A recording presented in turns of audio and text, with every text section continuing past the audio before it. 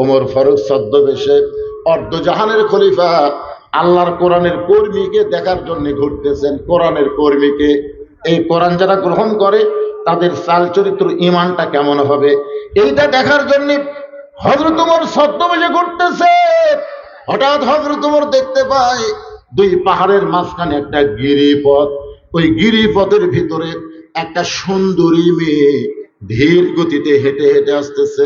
মেয়েটার সামনেও কোনো মানুষ নাই, পিছনেও কোনো মানুষ নাই।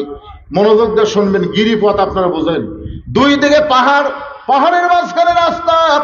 ওই রাস্তা দিয়ে একজন সুন্দরী মেয়ে। এখন হয়তো আপনারা বলবেন, হুজুর ওমর ফারুক যে মেয়েটাকে সুন্দরী বলতেছে, এই মেয়েটার চেহারা দেখে কি সুন্দরী বলতেছে নাকি? আল্লাহর কোরআন যখন রাষ্ট্র চলবে তখন কোন নারীর চেহারা দেখে তাকে সুন্দরী নিরূপণ করা হবে না। মেয়েটা যদি দেখতে কালো হয়, মেয়েটা যদি দেখতে খাটো হয়, এরপরও আল্লাহর আইন পর্দা যদি পুরাপুরি মেনে চলে, আল্লাহর ইসলাম তাদেরকেই কেবল সুন্দরী নারী বলে। আপনারা বলেন তো, কোরআন দিয়ে যখন বাংলাদেশ চলবে তখন সুন্দরী নারী কারা হবে? যারা বেপর্দা না যারা পর্দা? পর্দানিশী নারী যদি কালো হয়, খাটো হয়, এরপরেও যদি আল্লাহর আইন পর্দা মেনে চলে, আল্লাহর কোরআন তাদেরকেই কেবল সুন্দরী নারী বলে। আমার মায়েরা, যারা পর্দার অন্তরালে বসে আওয়াজ শুনতেছেন, খালি পর্দার বসে আওয়াজ শুনলে হবে না, পর্দার ভিতরে থাকা লাগবে। ধরে কোন কথা ঠিক কিনা? আল্লাহ কোরআনে বললেন, ওয়াকরনা ফি বুয়ুতিকুন্না ওয়ালা তাবাররাজনা তাবাররুজাল জাহিলিয়াতিল উলা। ওমর ফারুক মেয়েটার নিকটে গিয়ে সালাম দিয়ে বললেন, মা, এই নির্জন পথে তুমি একা একা চলতেছো, তোমার সামনেও কোনো মানুষ নাই, পিছনেও কোনো মানুষ নাই, তোমার অন্তরে কি কোনো ভয় ডর লাগতেছে না? মেয়েটা হেজাবে ভিতর থেকে বলে, পথিক, তুমি কি হযরত ওমরকে চিনো? সুবহানাল্লাহ। মেয়েটা কাকে বলতেছে? ওমরকেই বলতেছে হেজাবের ভিতর থেকে। পথিক, এই পথিক, তুমি কি হযরত ওমরকে চিনো? যদি ওমরকে চিনতে এরকম বেয়াসাইদা কথা বলতে না। ওর ভাব চম করে বলে, মা, আমি কি বেয়াসাইদা কথা বললাম? তুমি যে বললা যে একা একা চলতেছো, তোমার সামনেও কোনো মানুষ নাই, পিছনেও কোনো মানুষ নাই, তোমার কি ভয় ডর লাগতেছে না? আচ্ছা, এগুলো যদি আমি ওয়াজ করি তখন দিচ্ছেন কেন? পরে দিবেন, অসুবিধা নেই। এখন বলেন তো, আপনি যে মসজিদে ঢুকতেছেন, আজকে জোহরের কেন্দ্রীয় মসজিদে, মনে করেন আপনি জোহরের নামাজ পড়বেন, আপনি সামনে কাতারে নামাজ পড়বেন, আপনার নিয়ত ভালো না খারাপ? আপনি তাকবীরে উলার সাথে জামাতে নামাজ পড়বেন, নিয়ত ভালো না খারাপ? কিন্তু সমস্যা হলো 2000 টাকার পায়ের জুতা। আপনি এখন চিন্তা করতেছেন, সামনে কাতারে নামাজ পড়ো, পারে জুতা কি দরজা থুয়া সামনে কাতারে যাবো? জুতা থুয়া যাবো? তখন মন বলবে, পাগলা, আসে দেখবি জুতা নেই, জুতা হাতত নেই। এখন এই লোকটা বিসমিল্লাহ বলে জুতা হাতত নিয়েছে। কি বলে? কথা কয় না। বিসমিল্লাহ বলে জুতা হাতত নিয়েছে। আপনারা বলেন তো, চোরের ভয়ে কেউ যদি বিসমিল্লাহ বলে জুতা হাতত নেয়, আর সোয়াব হবে না কবিরা গুনাহ হবে? কথা কন না কেন? কি হবে? সোয়াব হবে। ওই কার ভয়ে জুতা লিছে? কন তো। আল্লাহর ভয়ে জুতা লিছে, চোরের ভয়ে, কিন্তু বিসমিল্লাহ।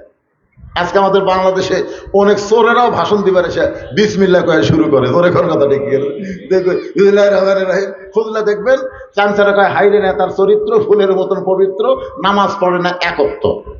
এরকম আছে না নাই? বিসমিল্লাহ বলে জুতা হাতত নিয়ে মসজিদের মধ্যে ঢুকতেছে, আল্লাহুম্মা আফতাহলি আবওয়াবা রাহমাতিক। তখন দুই কান্দের ফেরেশতা বলতেছে, আল্লাহ, তোমার যে বান্দা বিসমিল্লাহ বলে জুতা হাতত নিয়ে ডান পাও দিয়ে মসজিদে ঢোকার সময় দোয়া পড়তেছে, এর কান্দত আমরা কি লিখবো? লেখা লাগবে না? লেখা লাগবে তো। তখন আল্লাহ বলতেছে, চোরের ভয় আল্লাহর ভয় একই কলিজার মধ্যে যদি রয়, তারা কোনোদিন নামাজ কবুল হয় না। লেখ, নামাজ কবুল হবে না। তো নামাজ কবুল করতে কি করা লাগবে? নামাজ কবুল করতে আল্লাহর ভয় না মসজিদ ঢোকা লাগবে, জুতার চিন্তা করা যাবে না। যারা চুরি করবে, চোরের বিধান আল্লাহ কোরআনে দিয়েছে, এই বিধান কায়েম করার আন্দোলন করা লাগবে। জোরে কোন কথা ঠিক? ছোট্ট একটা মাসুম বাচ্চা মায়ের জন্য দোয়া চায় 500 টাকা। ছোট্ট একটা মাসুম বাচ্চা মায়ের জন্য দোয়া চায়, 500 টাকা দান করেছে। আল্লাহ দানকে কবুল করেন। আল্লাহুম্মা আমিন। ধরে কেন আল্লাহ? সময় কম, এখন কোন দিকে যাই? কর্মীর ওয়াজটা শোনানোর জন্য বলতেছি নারী কর্মী, পুরুষ কর্মীও তো আছে, কিন্তু পুরুষ কর্মীর কথা আমি বলতেছি না, আজকে একজন নারী কর্মীর কথা বলবো। কারণ নারী যদি ভালো হয় বাড়ির মানুষ ভালো হতে বাধ্য, সেরকম ঠিক কিনা? আর মরদ যদি ভালো হয় কাম হবে না। কারণ শেখ হাসিনার স্বামী খুব ভালো মানুষ ছিল। শেখ হাসিনার স্বামী কিন্তু খুব ভালো মানুষ। ওনার নাম হলো ডক্টর ওয়াজেদ। উনি একদিন জাফরুল ইসলামের কাছে একটা চাকরির জন্য ছিল, যে গণস্বাস্থ্য ব্যাপারে জাফরুল ইসলাম নাম শোনেননি, ওনার কাছে বলতে ভাই আমাকে একটা চাকরি দাও। তো বলে তোমার বউ প্রধানমন্ত্রী, তুমি চাকরি চাও? বলে আমার বইয়ের মতন বউ যেন বাংলার কোনো ঘরে আল্লাহ না দেয়। জাফরুল 8 ঘন্টা কান দিছে। হায় হায়, প্রধানমন্ত্রীর স্বামী কি কয়! মানুষটা খুবই ভালো আসলো ভাই। আমি রংপুর পীরগঞ্জ গিয়ে এই ওয়াজের সাহেবের বাড়িতে গেছিলাম। ওনার সমস্ত আত্মীয় স্বজন বলে এত সহজ সরল মানুষ কেউ ছিল না। পীরগঞ্জের মধ্যে সবচাইতে ভালো মানুষ ছিল ডক্টর ওয়াজেদ, কিন্তু শালা পড়ছে খারাপের পাল্লায়। এই জন্য নারী যদি খারাপ হয়, আপনি মরদ যতই ভালো হন কোনো কাম হবে না। একটা নারী ভালো হলে গোটা বাড়ি ভালো হতে বাধ্য। জোরে কোন কথা ঠিক কিনা? এই জন্যে আপনারা মেয়েদেরকে ইসলামী আন্দোলনের কর্মী করবেন, মেয়েদেরকে কোরআনের শিক্ষা দিবেন, মেয়েদেরকে ঘর সাজানোর শিক্ষা দিবেন। মা ফাতেমা কিভাবে চলেছে, মা ফাতেমার জীবনী মেয়েদেরকে পড়তে দিবেন। দরকার আছে না নাই? মেয়েটা বলে পথিক, তুমি কি হযরত ওমরকে চেনো? যদি হযরত ওমরকে চিনতা তাহলে এরকম বেয়াসাইদা কথা বলতা না। ওমর ফারুক বললেন, মা আমি কি বেয়াসাইদা কথা বললাম? মেয়েটা বলে পথিক, হযরত ওমর যেদিন থেকে আল্লাহর কোরআন দিয়ে রাষ্ট্র চালায়, হযরত ওমর যেদিন থেকে আল্লাহর কোরআন দিয়ে রাষ্ট্র চালায়, সেদিন থেকে পৃথিবীর এক প্রান্ত থেকে আর একটা প্রান্তে একটা মেয়ে মানুষ চলবে। ওই মেয়ে মানুষের কলিজায় আল্লাহ ছাড়া অন্য কারো ভয় থাকবে না। কি বুঝলেন? আল্লাহর কোরআন দিয়ে যখন রাষ্ট্র চলবে তখন ভয়। সেদিন ষোড়শী নির্জন পথে যাবে, কোনো জন কটু কথা কবে না, পথে আর প্রান্তরে সম্পদের মোহে পড়ে খুন আর জানি হবে না। সবাই বলেন যদি মেনে চলে কোরআন, বলেন যদি মেনে চলে কোরআন আর রাসূলের বিধান, সকলেই শান্তিতে থাকবে। বাংলার আকাশে কলেমার পতাকা যেদিন দুলবে।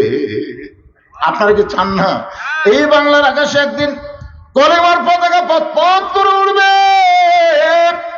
রে বাংলার মুসলমান, মেয়েটা বলে পথিক, ওমর যেদিন থেকে কোরআন দিয়ে রাষ্ট্র চালায় সেদিন থেকে পৃথিবীর এক প্রান্ত থেকে আর একটা প্রান্তে একটা মহিলা যাবে, তার কলিজায় আল্লাহর ভয় ছাড়া অন্য কারো ভয় থাকবে না। ওমর ফারুক বললেন, মা তোমার কথা শুনে আমি অত্যন্ত খুশি হইলাম, কিন্তু তুমি যেভাবে চলতেছো তোমার চলন দেখে মনে হচ্ছে তুমি একজন দুঃখী নারী। কারণ ধীর গতি তুমি হাঁটতেছ, তোমার হাঁটা দেখেই মনে হচ্ছে তোমার ভিতরে দুঃখ কাজ করতেছে। মেয়েটা বলে প্রদীপ, আসলেই আমি একজন দুঃখী নারী। আজকে 6 দিন হলে হযরত ওমরকে আমি খুঁজে বেড়াই। কয়দিন? আমার দুঃখের কথা বলার জন্য হযরত ওমরকে আমি খুঁজতেছি 6 দিন হলে। ওমর ফারুক বলে, মা তুমি কি পাগলি হয়ে গেলে নাকি? ওমর হচ্ছে অর্ধ পৃথিবীর খলিফা। ওমরকে যদি পাওয়ার চাও তাহলে গণভবনে যাও, বঙ্গভবনে যাও, সংসদ ভবনে যাও, জায়গা মতো খোঁজ করো। 2 পাহাড়ের মাঝখানে তুমি ওমরকে খুঁজতেছো, তুমি কি পাগলি হয়ে গেছো? মেয়েটা বলে, প্রতীক তুমি জানো না আল্লাহর কোরআন দিয়ে যখন রাষ্ট্র চলবে তখন নেতা খোঁজা লাগবে না, নেতারাই দুঃখী মানুষকে খুঁজে বেড়াবে। আমার বিশ্বাস আমি 6 দিন হলো ওমরকে খুঁজতেছি, আর 1-8 দিনের মধ্যে আমি ওমরকে পেয়ে যাবো। কারণ আল্লাহর কোরআন দিয়ে যখন রাষ্ট্র চলবে তখন নেতা খোঁজা লাগবে না, নেতারাই দুঃখী মানুষকে খুঁজে বেড়াবে। আজকে আমাদের বাংলাদেশে 5 বছর পর পর নেতারা আসে। হাসিনার সময় তো আশায় লাগেনি, আশাও কাম হয়নি, কারণ ভোটই আসছিল না। দিনের ভোট রাতে হচ্ছে, জোরে কোন কথা ঠিক কিনা? হায় হায় রে, এখন সামনে একটা ভালো নির্বাচন আসতেছে, আশা করা যায় কারণ যে মরদকে আমরা বসাছি, মরদের নাম জানেন? ইউনুস নবীরে খাইল মাছেতে গিলিয়া, ফেরেশতা পাঠাইলেন আল্লাহ ইসমে আজম দিয়া, দমে দমে সে হরদম পড়ে সে ইসমে আজম, মাছেরই উদর হইতে বাঁচাইলা প্রাণ। একটা মাছ ইউনুস নবীরে গিলা খাইছিল, কিন্তু হজম করার পারেনি। আজকে ভারত বহু চেষ্টা করতেছে বাংলাদেশকে গিলার জন্য, কিন্তু ইউনুসকে দেখাই চিন্তা করতেছে হবে না। এই কিছুদিন আগে মোদী সরকার আমেরিকা গেছিল ডোনাল্ড ট্রাম্পের কাছে, দেখেননি আপনার মিডিয়ার খবর দেখেননি? তখন ভারতের এক সাংবাদিক প্রশ্ন করতেছে ডোনাল্ড ট্রাম্পকে যে বাংলাদেশ সম্পর্কে ডোনাল্ড ট্রাম্প মোদির দিকে তাকায় বলতেছে মোদি যথেষ্ট, কারণ বাংলাদেশটা মাথা ঘামানোর আমাকে দরকার নাই, কারণ ডক্টর ইউনুস আগেই মোদি যাওয়ার আগেই হ্যালো কে কাম বসে দিছে। মালটাক তো চিনিস নি রে ভাই, বুড়া হওয়ার জন্য কাম ধীর গতি হচ্ছে। ইউনুস বয়স কত? বয়স হচ্ছে 85 বছর। এখন 85 বছর একটা বুড়া মানুষের কাছ থেকে আপনি জুয়ান মানুষের কাজ চালে হবে? বাংলাদেশের সমস্ত কাজ হবে, তবে ধীর গতিতে হবে, একটা সাইজ মতো হবে। জোরে কোন কথা ঠিক না? সাইজ মতো হবে। সেদিন এমন একটা ভাষণ দিচ্ছে, আমি শুনেই তো মাথা হাত দিয়ে চিন্তা করতেছি, সমস্ত কে কি চায় সব অনলাইনে দেওয়া হবে। তখন তো কিছু কিছু নেতারা যারা খুব ভোট তাড়াতাড়ি ভোট করার জন্য চেষ্টা করতেছে, ওরা মুখত কুলুপ দিছে, ওরে বাবা রে, এটা আচ্ছা মাল রে। হাসিনা কি আছে ভারত মনে করছিল আবার বাংলাদেশে ফেরত দিবে, 32 আসার আগে 36 বেনে দিছে। তোর এখন কথা ঠিক না? তোর 32 যদি 36 হয় তাহলে ঢুকে দেখতো তোর কি হয়। যতই পেশাল ফার, ইউনুস মাল বসে আছে। তোর এখন কথা ঠিক না? বিপদত পড়লে আমরা পড়ি লা ইলাহা ইল্লা আনতা সুবহানাকা ইন্নী কুনতু মিনাজ জালিমিন। প্রাসঙ্গিক একটা কথা আপনাদের শোনানো, একটু মনোযোগ দেন। যখন আল্লাহর কোরআন রাষ্ট্র চলবে, তখন কোন গরিব মানুষকে ধনীদের বাড়ি যাওয়া লাগবে না, বরং ধনীরাই গরিবের দরজায় দরজায় আসবে। এই কোরআন যখন দুনিয়াতে চালু হবে, গরিবেরা ভোটটা ভালো জায়গা দিও বাবা, জায়গা মতো ভোটটা দিও। হ্যাঁ, জাগ থাকতেন ভোট দিও না, কারণ আল্লাহর কোরআন দিয়ে বাংলাদেশ চললে একটা গরিব ও ধনীর বাড়ি যাওয়া লাগবে না, ধনীরা বাধ্য গরিবের ঘরে ঘরে ঘোরা লাগবে। ধরে কোন কথা ঠিক কিনা? কারণ 2.5 টাকা জাকাত না দিলে তুই ধনী জান্নাতের দরজায় দিতে পারবি না। তাহলে 2.5 টাকা দিবার গেলে 1000 টাকা কত? 25 টাকা। 1 লাখ টাকা 2500, 1 কোটি টাকা 2.5 লাখ, 100 কোটি 2.5 কোটি, 1000 কোটি, এরকম 1000 কোটি বাংলাদেশে 1,000 লোক আছে, যারকে 1000 কোটি টাকা, এরকম 1,000 লোক বাংলাদেশে আছে। এখন 1000 কোটির কত কোটি 2.5 টাকা না দিলে শতকরা জাহান্নামে। তখন চিন্তা করবি জাহান্নাম থেকে বাঁচবার গেলে টাকা তো দেওয়া লাগবে, যারা টাকা পাবি। এখন কারা পাবে? গরিবরা পাবে। এখন এক ব্যাগ টাকা নিয়ে গরিবের ঘরের দরজা এক ধনী ঘুরতেছে, বাইরে এক ব্যাগ জাকাতের টাকা নিয়ে আইছি ভাই, তোমাদের যাদের টাকা দরকার দরজা খোলো। সমস্ত গরিব দরজা বন্ধ করে দেয়, দিয়ে বলতেছি ইয়াকা নাবুদু ওয়া ইয়াকা নাস্তাইন, আল্লাহর গোলামি করি, আল্লাহর কাছে সাহায্য চাই, তোর জাকাতের টাকা আমাকে দরকার নেই। কারণ বাংলাদেশে অনেক গরিব আছে, খাটিয়া খাবি, কিন্তু জাকাতের টাকা নেবি না। তোর এখন ঠিক কিনা? আমার এক দাদা ছিল, মারা গেছে, আল্লাহ জান্নাত দান করুন। রমজান মাসে বহু লোক এসে আমার দাদাকে দাওয়াত দেয়, মুরব্বী আমাদের বাড়িতে ইফতার। আমার দাদা মুসকে মুসকে হাসার করে, সারাদিন কষ্ট করে রোজা থেকে তোর বাড়িতে ইফতার করে আমি ছোঁয়া দেবো নাকি? দরকার পানি দিয়ে ইফতার করবো রে, তোর বাড়ির যাবো না। আমি দাদাকে বলছিলাম, দাদা কারো বাড়িতে ইফতার করলে সবের কমতে হবে। তুই কয়েকদিন করে মরবি রে, এত কষ্ট করে রোজা থেকে ওর বাড়ি খাবার ইফতার করা লাগবে, আমি পানি দিয়ে ইফতার করবো, অসুবিধা আছে? কোন বাড়িতে আমার দাদাকে রোজার মাসে ইফতার করানো যায়নি। কি বুঝ? তখন গরিবের এমন একটা বুঝ হবে, দরকার হলে না খেয়ে থাকবো, কিন্তু জাকাত মানে ময়লার টাকা আমরা নিব না। অনেকে মনে করে জাকাত মানে মালের ময়লা, তো ময়লা আমি খামো করে। যে দরজার যায় একই কায়দা, কেউ খোলে না। ওই এখন কান্দের কয় আল্লাহ কোরআন দিয়ে যখন রাষ্ট্র চলবে, তখন ধনী না হয়ে গরিব হয় ভালো। এই যে 7টা দিন হলে 1 ব্যাগ টাকা নিয়ে ঘুরতেছি, কি যে বিপদত পড়ছে, আল্লাহ টাকা না দিলে আমি আবার জাহান্নামে যাবো, কিন্তু লিখছে না কেউ। 7 দিন ঘুরে ঘুরে যখন আর পাইনি, তখন মনের দুঃখে মরুভূমির মধ্যে গেছে, যা দেখে এক মানুষ বস্তা মাথার দিয়ে ঘুম পাড়তেছে। বেগালা মনে করছে চাকরি, আল্লাহ আমার দিকে রহম করছে রে, আজকে গরিব পাচ্ছি, এই মনে করে দিছে সালাম, আসসালামু আলাইকুম। বস্তা আল্লাহ আব্দুরাকে আলহামদুলিল্লাহ। বেগালা ভাইরে সালাম দিছি ভাইরে, ওয়ালাইকুম সালাম না বলে আলহামদুলিল্লাহ বলিস কেন? বলে এক বস্তা টেকালে 15 দিন ঘুরতেছি ভাই, একটা গরিব পাইনি ভাই। তো গরিব মনে করে আল্লাহ শুকুর আদায় করছি, আমি ঘুরি 7 দিন, তুই ঘুরিস 15 দিন, গরিব। শোনেন, সুদের অর্থনীতিকে কবর দিয়া যাকাত ভিত্তিক আল্লাহর কোরআনে অর্থনীতি যদি বাংলার জমিনে চালু হয়, এই বাংলাদেশে কোনো গজবের দরজা খোলা থাকবে না, রহমত বরকতের দরজা আল্লাহ খুলে দিবে। জোরে কোন কথা হে, ওরা বলতেছে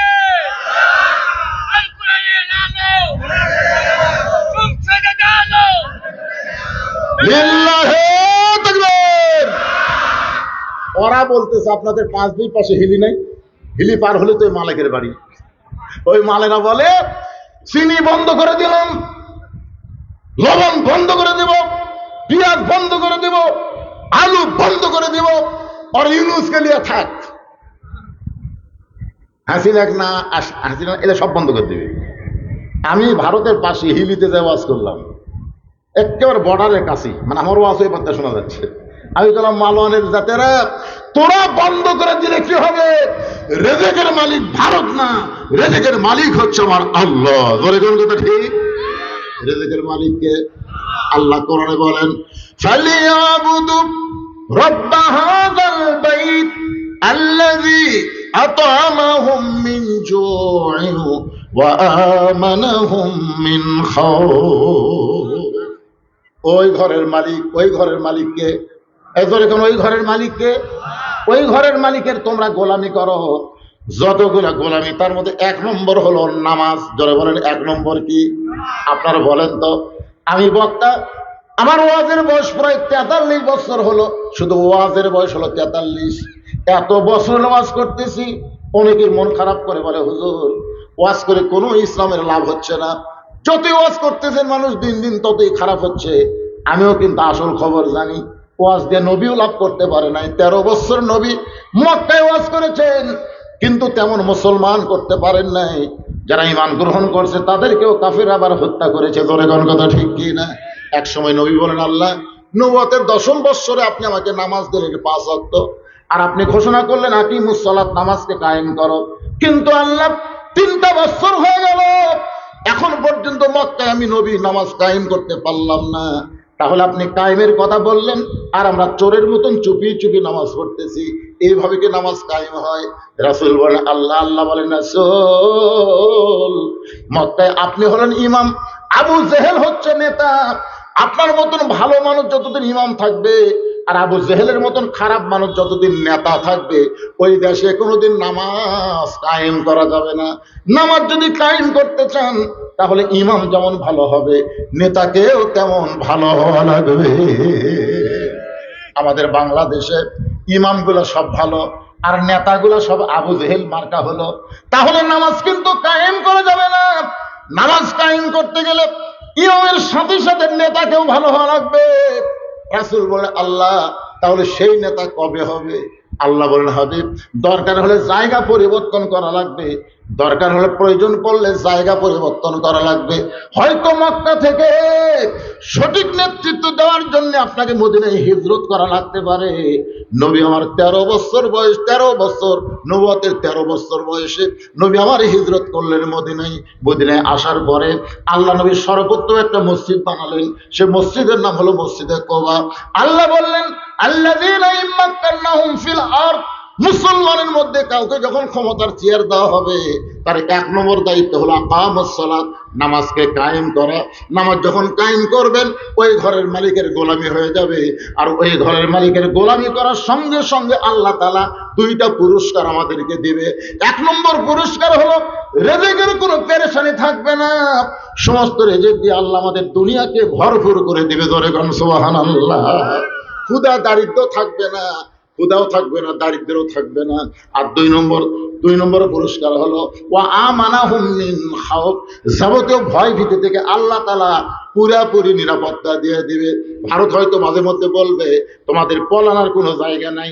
কিছুদিন আগে একজন বলেছিল ভারত ইচ্ছা করলে বাংলাদেশকে ধরতে পারে, 15 দিনের মধ্যে বাংলাদেশ দখল করে নিবে। বাংলার মুসলমান পলানোর কোনো রাস্তা পাবে না। 3 দিকে হলো ভারত, একদিকে বঙ্গোপসাগর। এরকম কথা বলে হুমকি দেয়, কিন্তু আমরা বলবো আমানাহুম মিন খাউফ, আমরা আল্লাহর গোলামি করার কারণে আমাদের কলিজার মধ্যে আল্লাহ ছাড়া অন্য কারো ভয়। মার, কি মারবে? বম মারবে, মার। আমাদের জাতির পিতার খবর জানি না খেলে নমরুদ আগুন জ্বলাইছে, এত কষ্ট করে নমরুদ দাউ দাউ করে আগুন জ্বলাইছে। সে আগুন যদি আমাদের জাতির পিতার জন্য আল্লাহ শান্তির বাগান করে দেওয়ার পারে, তোদের এটম বোমাও আল্লাহ তাআলা বাংলার মাটির জন্য মিষ্টি তরমুজও বানাবার পারে। কথা বলেন, পারে কি পারে না? আমাদের জাতির পিতাকে যখন জিবরাইল বলতেছে ইব্রাহিম নিচের দিকে তাকা দেখাতো, যে হারে দাউ দাউ করে আগুন জ্বলতেছে, খালি রশি ধরে টান মারবি আর আগুনের মধ্যে পুড়ে যাবে। ইব্রাহিম নবী মুচকি মুচকি হাসে। জিবরাইল বলে হাসেন কেন? বলে হাসার কারণ হলো তোমার কথা শুনে। যেরকম মতিউর রহমান নিজেকে উকিল বলতেছে, যদি আপনি চান তাহলে রাষ্ট্রপতির কাছে দরখাস্ত লাগেন, রাষ্ট্রপতি যদি দয়া করে আপনাকে মাফ করে ফাঁসির দণ্ড মৌকুফ হয়ে যাবে। মতিউর রহমান নিজে খালি মুচকি মুচকি হাসে। উকিল বলে স্যার হাসেন কেন? বলে হাসার কারণ হলো তোমার কথা শোনা। তুমি বলতেছো রাষ্ট্রপতির কাছে দরখাস্ত লিখতে। আরে পাগলা, স্বাধীনতার পরে আমি 3টা রহমানকে ক্ষমতার থাকা অবস্থায় মরা দেখছি। 3টা রহমান। কয়টা রহমান? একটা হলো শেখ মুজিবুর রহমান, একটা হলো জিয়াউর রহমান, একটা হলো জিল্লুর। তো যারা প্রেসিডেন্ট থাকা অবস্থায় নিজেরাই মারা যায়, একজন ইমানদার ইমান থাকা অবস্থায় তাদের কাছে জীবন ভিক্ষা চাবে না, কারণ তারা নিজেই মরে, তার কাছে জীবন ভিক্ষা কেউ চায়? তখন উকিল বলতেছে এই গোয়ার্কের কারণে তো আপনার ফাঁসি হবে।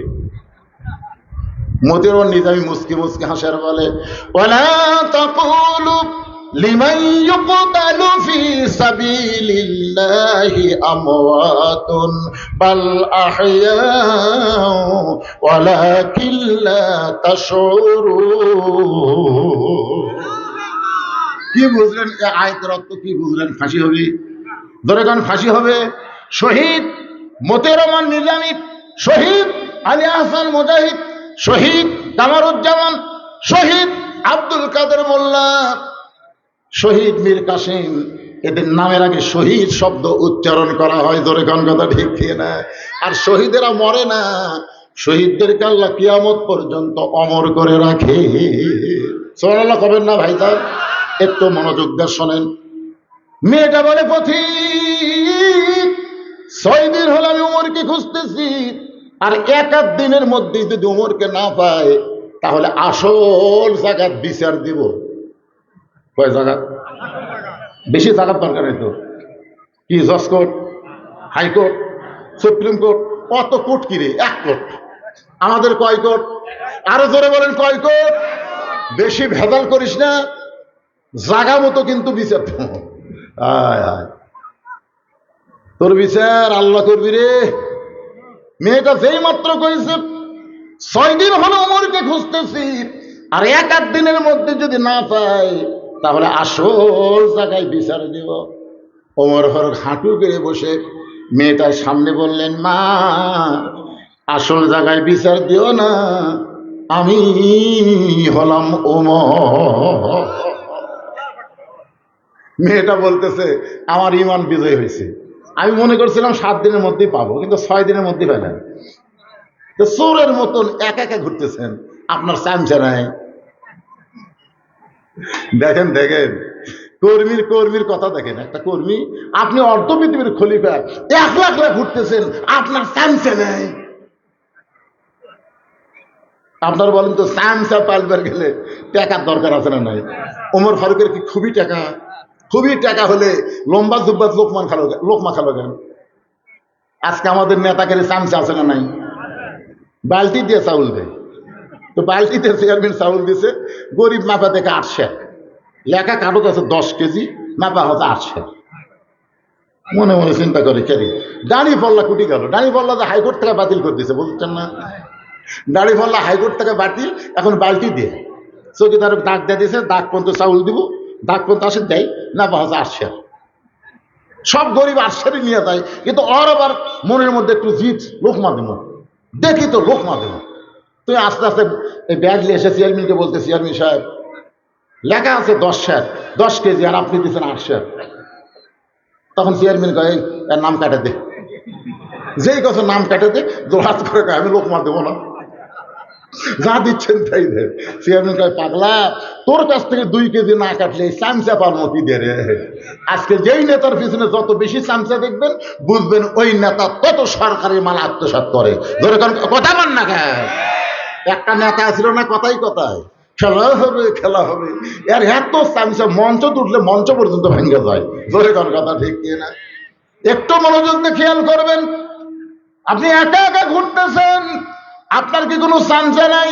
সঙ্গে সঙ্গে ওমর ফারুক আল্লাহর কোরআন থেকে তেলাওয়াত করতেছেন, ইন্নামাল মুমিনুনা আল্লাযীনা ইযা যুকিরাল্লাহু ওয়াজিলাত কুলুবুহুম ওয়া ইযা তুলিয়াত আলাইহিম আয়াতুহু জাদাতুহুম ঈমানা ওয়া আলা রাব্বিহিম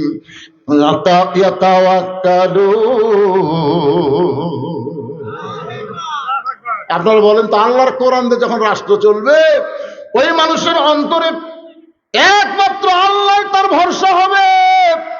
দুনিয়ার কেউ তার কোনো ক্ষতি করতে পারবে না, আল্লাহ পাক নিজেই তার বডিগার্ড হয়ে থাকবে। সুবহানাল্লাহ। রোম দেশের বাদশা উমরের মাথার দাম 200 আলুর ঘোষণা করছে, যে উমরের মাথা যদি কেউ আমাকে এনে দিবার পারো, বিনিময়ে 200 আলুর তাকে পুরস্কার দেওয়া হবে। আইরে রোমের বীর 200 উট পাওয়ার আশায় মদিনায় ঢুকে মদিনার এক মানুষকে জিজ্ঞাসা করছে, তোমাদের খলিফা হযরত উমর কোথায় থাকে? তুমি কি তার খোঁজ জানো? লোকটা বলতেছে, পাগলা নাকি, এই তুই কে দেশের লোক? আমার কি শেখা পড়ছে রে? উমর কোথায় থাকে? বড় উমরের বড় শেখা, আমি কোথায় আছি? সুবহানাল্লাহ। দেখছেন রোমের বীর কয় পাগলা নাকি রে? যার জন্য রোমের বাদশা থরথর করে কাঁপে পানি খায়, আর সেই উমরের খবর সালামি কয় আমার কি ঠেকা? উমরেরই ঠেকা, যা উমরের দেখো আমি গুটি আছি, যা। মানে উমরের খবর ওই জানে না, উমর আর খবর দেয়। কিছু দূর যাওয়ার পরে একজনকে বলতে যে ভাইজান, তোমাদের প্রেসিডেন্ট হযরত উমর কোথায়? তুমি কি বলতে পারো? লোকটা বলে, আমার মনে হয় তুমি এই দেশের মানুষ না, আমাদের কোনো প্রেসিডেন্ট নাই, আমাদের একজন আমির আছে, আমাদের একজন কি আছে, আতিউল্লাহ ওয়া আতিউর রাসূল ওয়া উলিল আমরি মিনকুম। আমাদের একজন আমির আছে, তার কোনো বাড়ি ঘর নাই, তার কোনো সংসদ ভবন নাই, তার কোনো গণভবন নাই। ওই যে মরুভূমির একটা গাছ দেখতেছো, ওই গাছের ছায় মাঝে মধ্যে আমাদের আমির ঘুম পাড়ে, মাঝে মধ্যে আমাদের আমির ঘুম পাড়ে। আমার মনে হয় আজকে সেই ঘুম পাড়ার দিন। সুবহানাল্লাহ বলেন।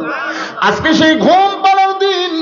রোমের বীর তরবারি নিয়ে গাছের ডালে বসে আছে, কিছুক্ষণ পরে দেখতে পায় একটা মানুষ এইমাত্র মনে হয় আলু বান্ধা দিয়ে, এইমাত্র মনে হয় আলু তুলে, এইমাত্র মনে হয় দুনিয়ার কাজ কাম করে, উদ্ভ্রান্ত চেহারা নিয়ে ক্লান্ত পরিশ্রান্ত হয়ে ওই গাছের ছায় এসে শুয়ে পড়লেন।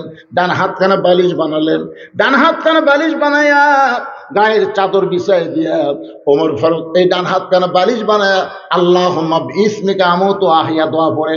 দোয়া পড়াও সারা, ঘুম ধরাও সারা। জোরে গান সুবহানাল্লাহ।